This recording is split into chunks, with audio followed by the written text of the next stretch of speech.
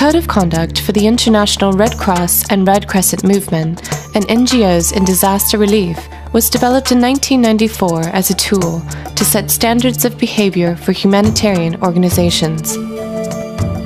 Since then, climate change, population growth, urbanization, and other factors have greatly increased the numbers of vulnerable people around the world. The need for humanitarian action is growing, and it's becoming more complex, challenging, and dangerous. The code is still relevant in today's world.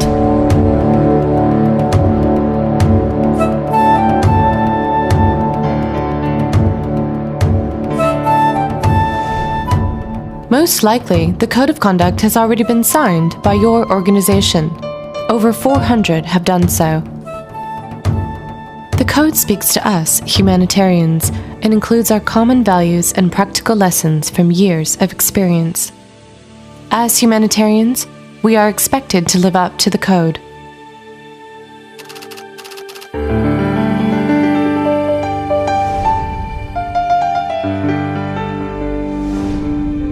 The first principle means that all people affected by disaster or armed conflict have a right to receive assistance and protection. This is the overarching principle.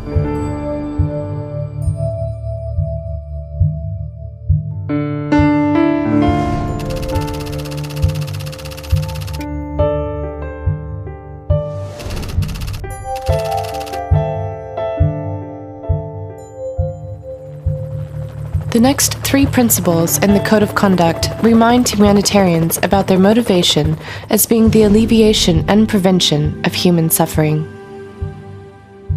Principle 2 says that aid must be impartial or based only on need.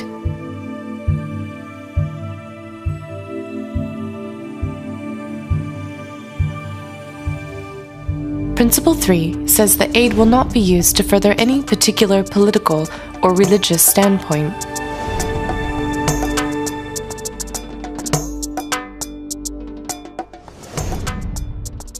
Principle 4 is about retaining independence from political and public authorities.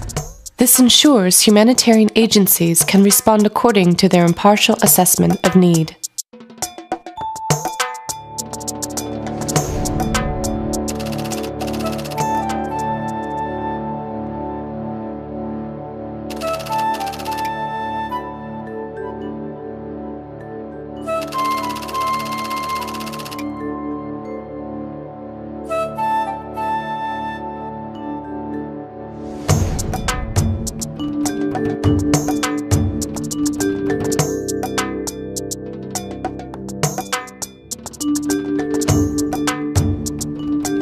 Principles 5, 6, 7, and 8 emphasize the need to respect and work with the affected population in their context. All people and communities, even in times of disaster, possess capacities as well as vulnerabilities. Where possible, we need to help people become more resilient.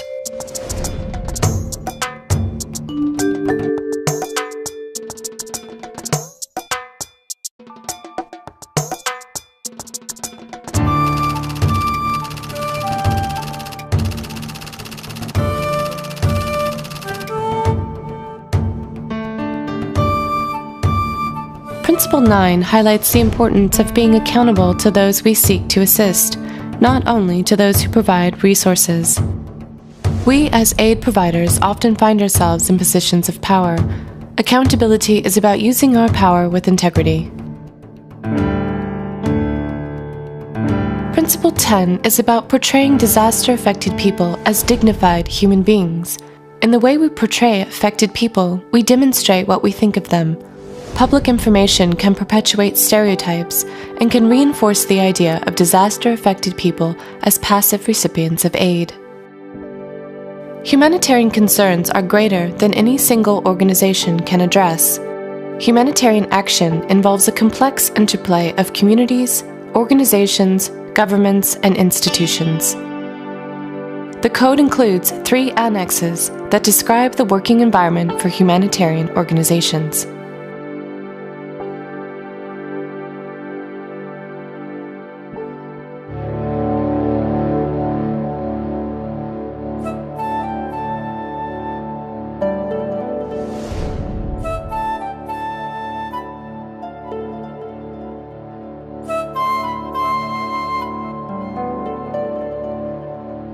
Applying the code requires a good understanding of context, and it requires good judgment. The principles of the code can help humanitarian organizations navigate day-to-day decisions guided by our values and principles, so we can have access to affected populations and are safely able to address human suffering. The Code of Conduct, as most professional codes, is a voluntary one. It relies on self-regulation. Let each of us pick it up once again, read it, analyze it, and work with our organizations to ensure it is upheld.